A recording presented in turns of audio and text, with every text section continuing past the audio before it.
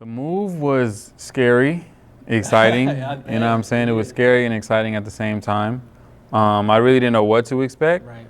I kind of had all these theories in my mind of what it was going to be like, you know what I mean? How the people were going to be, how it was going to be quote unquote accepted. Right. And it was actually a little bit of both. Some of the stuff I expected was there, but then new things that I never would have imagined were going on. I learned a lot. I learned a lot about myself. You know what I mean? Because like this is the first time I was ever just away from family. So let's get it, yeah, let's get it. If you with the posse, then let's get it. If you with the squad, then yeah, let's get it. 1, 2, 3, everybody turn up. The power. Who do we have here? Hey, welcome back to PB&J with your boy Juan on the track. Mini Pete is taking a nap right now, so you might catch him later. But today I'm here with the legend, the extraordinary, super dope, talented artist who was actually my dance duo. We were a dance duo back in the day. Not too long ago. Well, I'm saying like back in the day. Right. Like we're like way in our days. But yeah, he's here today. You might see him around in the community every now and then. But he's doing a lot of work, and he's done a lot of work out here in our community, alongside me and just on his own. And yeah, welcome, man, Curtis Bell. Hey, in the house. So what's up, man? How are you feeling? Oh man, I'm feeling good, man. Crazy times we living in. Oh, tell me about it. Crazy times we living in, but I'm holding in there. I think everything happens for a reason, as you know. Mm-hmm. And I'm just glad to be back home, be back with family, you know what I mean? That's so good, that's all you can ask for. Essentials, man. Essentials, exactly. That's what we need. All we were given and promised, you know? Man, so what's been going up with you, man? You moved to Cali not too long ago. How was the move? The move was scary, exciting. You know what I'm saying? It was scary and exciting at the same time. I really didn't know what to expect. Right. I kind of had all these theories in my mind of what it was going to be like, you know what I mean? How the people were going to be, how it was going to be quote unquote accepted. Right. And it was actually a little bit of both. Some of the stuff I expected was there, but then new things that I never would have imagined were going on. I learned a lot. I learned a lot about myself. You know what I mean? Because like this is the first time I was ever just away from family. Yeah, on your own. On my own, you know what I mean? Yeah. It's like usually that's a whole different beast. Different beast. So it's like usually when you move either out of your house and you move away from family, you stay in the city or something, or you just, you know, you're still around. You're still around, and you kind of warm up and get used to living on your own. So this is my first time living on my own, and it was all the way on the other side of the country. And I didn't have any guarantees. I didn't have a job guarantee. Right. I didn't have any, income. Yeah. I just had to get out there and like figure it out. Yeah. So yeah, it was challenging, but like I said, everything happens for a reason. It taught me a lot about myself. It tested me more than I thought I could be tested. Yeah, I bet, man. Man, and it was crazy. It was crazy. Super crazy, but my thing is I'm proud of the fact that I feel like I stayed true to myself throughout the whole experience. Yeah. And I didn't really let anything change me, but I'd also allow myself to take in new information, or you want to call it, or just experience new things, meet new people, and evolve. You know what I mean? Into ultimately like a better version of me. Yep. Yeah, man. I think it's a life changer once you have to just live by yourself and depend on yourself like all the time. I remember when I had a really good relationship with my mom, and she was kind of like the one that I would go to for everything, and she would provide, she would cook, she would do everything, man. Yeah. And she moved to Mexico a while ago, and man, when she moved, like, I did not know what to do. I was like, man, I'm gonna have to figure out how to do laundry, cook my own meals. Like, I even had to like take care of my sisters for a while. And man, it made me just man up, like just stop playing games and really start taking this life seriously. maybe, you know, might have been the best way to do it, but or not, but it changed me for the better. It definitely made me mature and realize the things that my mom was doing for me, and the things that I was taking for granted, you know. Even her just waking me up in the morning, like getting me to places on time, like simple stuff, bro. You know, and you've been in the Quad Cities for a long time. Tell us about like some of the stuff that, you know, you've done on your own, and you know, stuff that we've done together. Like, talk a little bit about that. So yeah, this area, the Quad Cities, is probably the only location in the that I've lived in for a long amount of time. This is probably where I've been for the longest part of my life, was out here. Because when I grew up, I moved around a lot, and didn't really have the most stable, you know, situations. But yeah, I did middle school and high school out here. It wasn't until high school that I got introduced to like hip hop dance, freestyle, crumping, choreography, all in one. It was like freshman year, freestyle, sophomore year, choreography. Wow. You know what I mean? It kind of just kept going. Connected with some people, man. Ended up in a situation where I was in a studio out here, as you know. We went to the same high school, so We almost battled in the hallways, like in the movies. That was a reputation, you know. It was like we had our thing going, he had his thing going. We eventually ended up connecting, which was, you know, the divine happening in the flesh. And yeah, man, I ended up teaching at a studio, and kind of introduced me into like my first passion, in a sense. Because when you grow up, a lot of times in our culture, we're not really encouraged to go after what our passions are or what we enjoy doing. I always had rhythm since I was a kid. Like my mom tells me, you know, and she used to be a dancer, so I guess that's where I get it from. But yeah, it gave me an outlet. It gave me some sense of purpose, some sense of like value. Because before that, I was just like everybody else, just out here doing whatever. You know what I mean? Didn't really have no direction. So I was blessed enough to like get in contact with some of my cousins were involved in it too. My older cousins put me on, and then, you know, we had different adults that were managing things that really, you know, put us in situations to succeed. So from there, man, it just went from one thing to the next. I stayed with it. I worked really hard, and I eventually ended up becoming a dance teacher full time, you know, out here in the Quad Cities. Had a studio. You were a student, and then you became like a teacher / partner, because you were that cold and you worked that hard.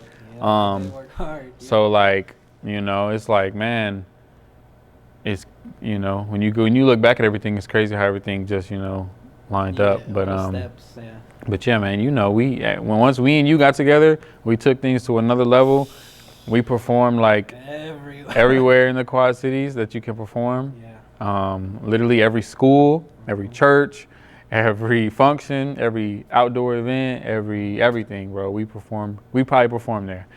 Probably. So we used to go by the name of Rush Hour. And then eventually we switched the name to Reflex, and kind of started doing things on more of a boss level, because for a while we were only just the entertainment and the performers.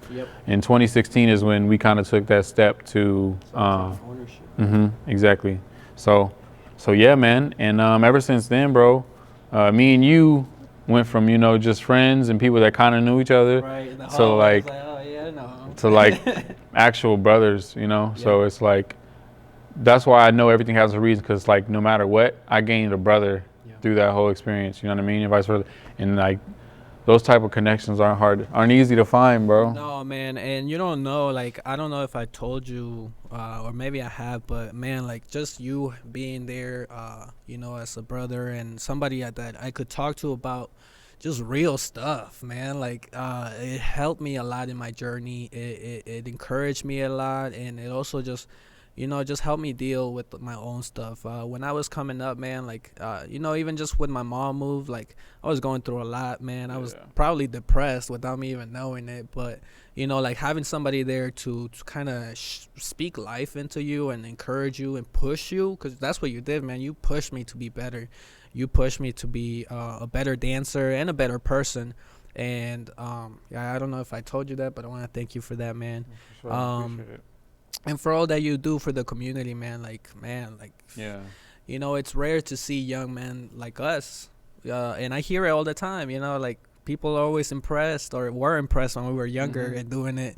But now that we're getting a little older and kind of like just seeing everything even more, for what it is, like we see the importance of what we been doing and what we're doing now, so when you moved to, you were here in the Quad Cities for the longest and you did some great things. What are some of the biggest things that you remember doing here? Yeah. Let's see. I would say getting on the news. That's the first dream, first goal. We actually had the late Fran Riley, who recently passed. He was our first news story, and he came to the studio in East Moline that we were in, and literally had a full segment with us, interviewed us, recorded us like dancing, freestyling, and like we didn't know, like we were just excited, like we thought it was.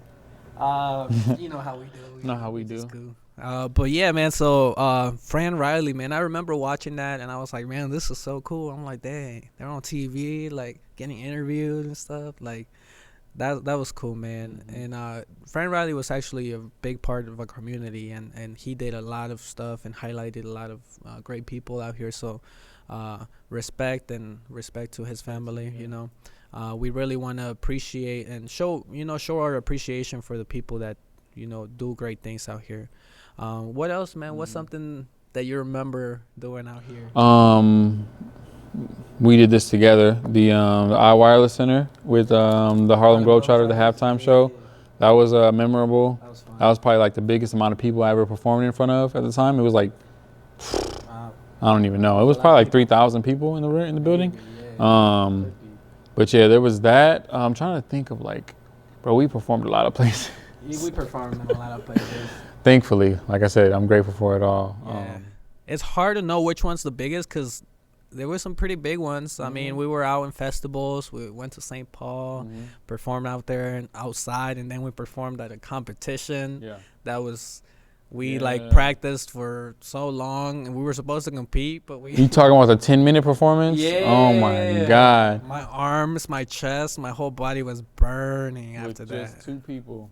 It was just us, and we covered the whole that was crazy, bro. Gymnasium of the school. One performance that sticks out to me, honestly, it was when it was me, you, and Jasa when we performed at what's that building with all the leaves and the greenery in Rock Island? But we didn't. Oh, Botanical Center. Botanical Center. We performed there in front of a lot of middle-aged or older. Rotary Club. The Rotary Club. Yeah. So we performed in front of pretty much just not our demographic. Everybody. It was older people, a lot of professional people in suits and ties, and we go in there and we perform, and our whole little, you dig? Yeah. And we ended up getting a standing ovation. Yeah. They all stood up. Same thing at the QC Dancing with the Stars. Yep. So those 2 performances kind of showed me, what we kind of, our potential, what we could be, what the potential we had to be, It was we really reached these people who probably can't really relate to us, or we didn't think could relate to us, but through art and through what we brought to them and through entertaining them in a certain way, we made them feel something enough that they stood up and clapped. So when that happened, it kind of showed me the power and performance and the power and what we did, So it kind of put even more respect on it rather than it just being some fun thing that we did, you know what I mean? Yeah, and I feel like people forget sometimes how powerful dance and music can be, the message behind it and just the interpretation of it. And, they just toss it up to a hobby or it's just fun and games, you do something serious or do something that actually matters, but it does matter, man. And the difference with dance, kind of similar to singing too, is you don't have to be a dancer to connect with it or like it or enjoy watching it. I know plenty of people, you know what I'm saying? It's everybody enjoys, movement, motion. So it's it doesn't matter where you are, who's watching. When they see some people doing their thing, they're going to stop and watch, you know what I'm saying? So to anybody who is out there that's involved in dance or that wants to, make it happen, you're really powerful, you know what I'm saying? And it's a gift and an art form that should be, respected. So man, who always comes to the studio and is kind of discouraged, they kind of don't want to try dance, young boys. what is something you would say to a young boy that wants to be involved in art, whether it's dance or music or theater or stuff like that, that people usually, they would say it's girly or it's something that girls do, but we dance. But what would you say, man? What did you say to that? Well, for short, really, I would say I'll just relate it back to me with my experience. I think when obviously I was always a fan of Michael Jackson as a kid, and I did my thing there. But I would say really the difference for me was when I was introduced to it. One, it was natural and organic, but I was inspired by something or someone that I saw. You know what I'm saying? And just by seeing them and seeing how true they were and how dope they were it's what made me want to do it. And it made it okay already in my mind. I'm like, well, they're killing it and doing it. I want to be that. I don't care what anybody thinks. I want to do what they're doing. So I was introduced to dance when I saw the Crump movie called Rise. And it was the most street gully thing ever. You know what I'm saying? But it was all based off of Crump.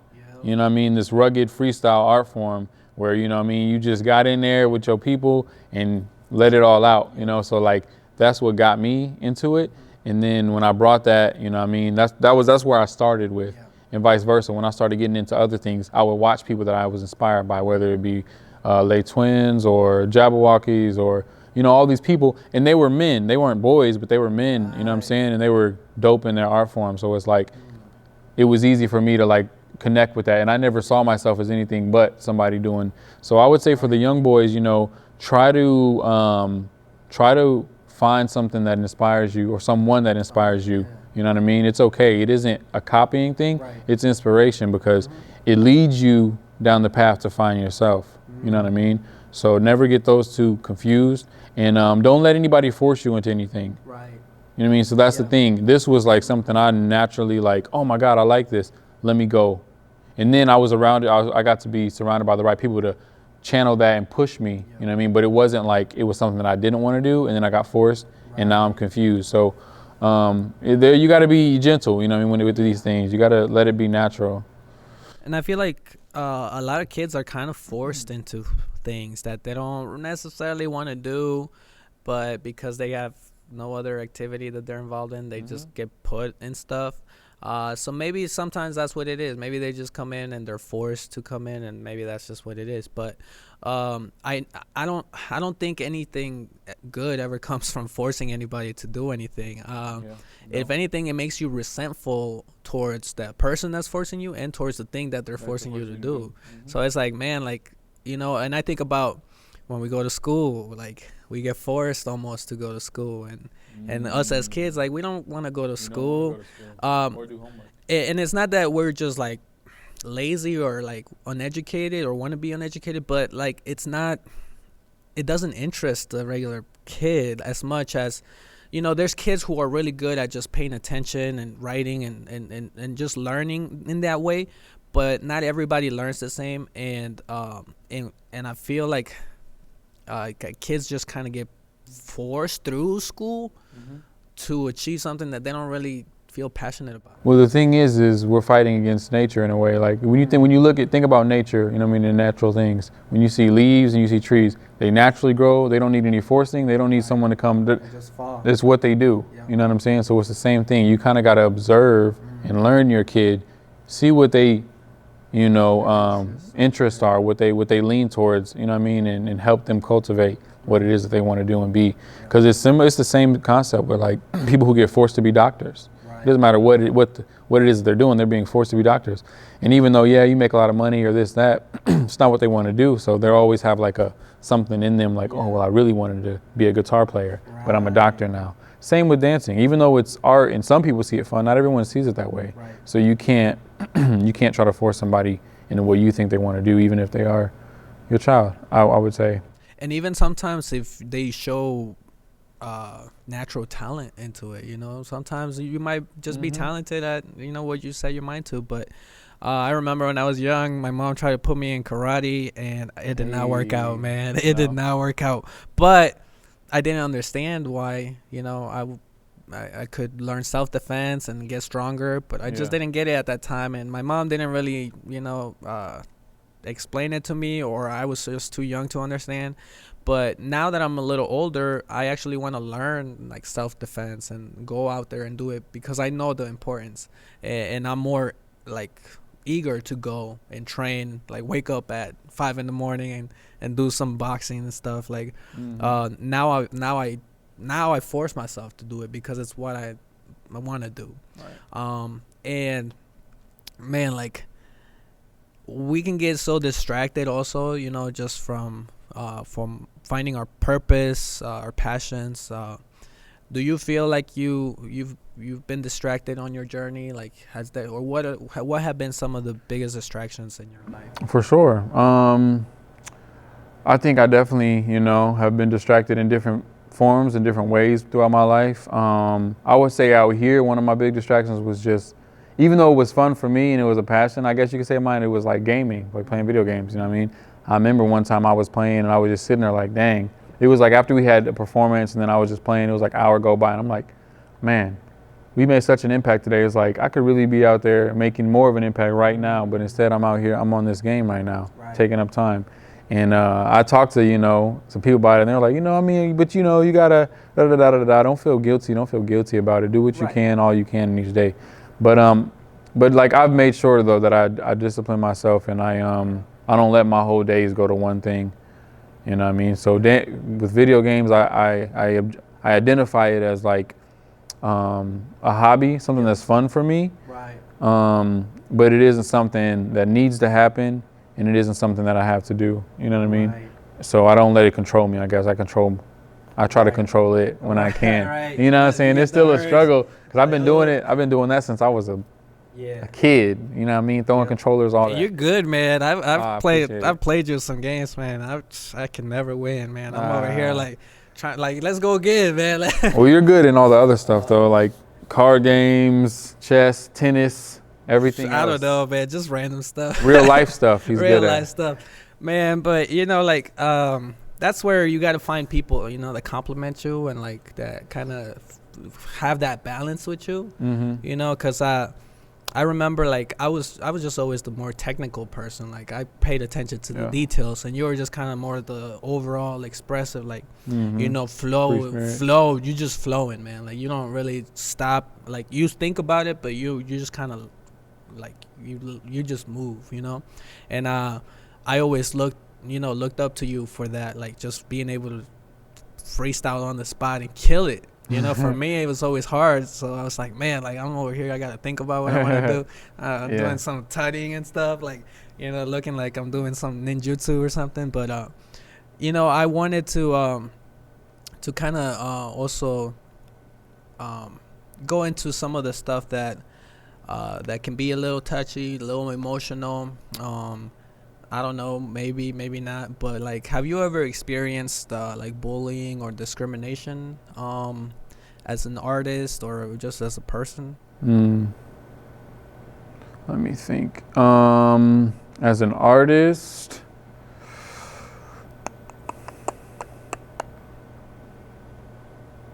discrimination I'll start with first. It actually hasn't been a lot. You know what I mean? I won't say that there has been a lot of discrimination. Thankfully, this is just my experience. It doesn't mean it's not out there and it's not a real thing. Or maybe I haven't noticed it. Maybe I've been so, you know what I'm saying? But it's definitely a real thing that I've experienced in my personal life. But as far as an artist, I think there was one time where just, sometimes you notice when people see you and they see how you dress, they have an idea or a concept about how you're going to be. They judge you already. And then when you like aren't that, or when you're something different or you exceed that, they don't know how to feel. So I've had to experience that with just, auditions, meeting certain people and having a conversation with them, letting them know that I'm a man first, you know what I'm saying? So like, even though I'm a performer, I can perform and I have this art, this gift, I demand respect, you know what I'm saying? So I think a lot of times that has stopped me from doing certain things or certain doors being open. Out in California more specifically. Out here, we kind of like really had control of a lot of things. You know what I'm saying? Had a lot of opportunities. A lot of leverage too. We still do, like just with what we've done, like the relationship we built, and the people just have seen the work over the years. They just trust us and believe in us, you know. So, but out there, nobody. Yeah, knows that's what I'm you. saying. Well, when you go to a big city, a city out there, you know, far away, it's Nobody like knows we you. don't know you. We don't know what you've done. We don't know that you What you perform want, yeah, in right. front of all these people, that are you you? work with all these kids, that you've We don't know. won these awards. Like we don't know don't anything even about care, you, yeah. or do we care? What can you do for me now? Type stuff. You know what I'm Right. saying? Yeah. So it was like that was new for me. It was like, you know what I'm saying? It's like, well, but this person, has this person ever even, you know what I'm saying? Right. So I had to like check myself Yep. and understand that, you know, they don't know anything about me. Yeah. You know what I mean? Which can be a good or a bad thing. So I kind of had to reinvent myself. And that's why, even though things kind of started off fast and I definitely had some good times out there, good opportunities, things didn't move how I was used to things moving out here. You know what I'm saying? Like here, we don't stop. It's No, every week there's something. every week, weekend. every Yeah, weekend, almost every day. Yeah. You know what I'm saying? And if you're not doing something, you're working on something. Which you know I what I'm saying? mean, we were kind of just doing, you know, we were running the dance classes. We were laid a lot of performing, groundwork, too.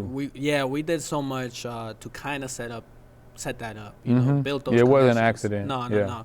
It wasn't like That's true. we just showed up and then all the opportunities Yeah. happened. Nah, like we've been at it. So, man. And I was really only out there for 2 years. It would have been a third year this year, but I've been back home most of this year, so this year don't really count. Man, well, what about like as a person? Have you like, you feel like there's been like or like bullying? Like, Yeah. Have you been So through some bullying? personally, like growing up, like I said, I moved around a lot. So that puts you in a weird situation where you have to be a new student. Being a new student at a school can be the most scary thing ever. So So You you know what have I'm saying? experience like going to Cali. You kind of knew what it was like already, being the new kid and not really knowing anybody. honestly, that's definitely low key. That's really true. I never thought about it like that. Wow. Which I think that's why I was somewhat comfortable with it in the first. I wasn't too scared. Right. Because I was like, I'm used to this. You know what I'm Right. saying? But yeah, like I was saying, with growing up, you know, we didn't have a lot either. Yeah. And yeah, so when you're the new student, all eyes are gonna be on you. You know what I'm saying?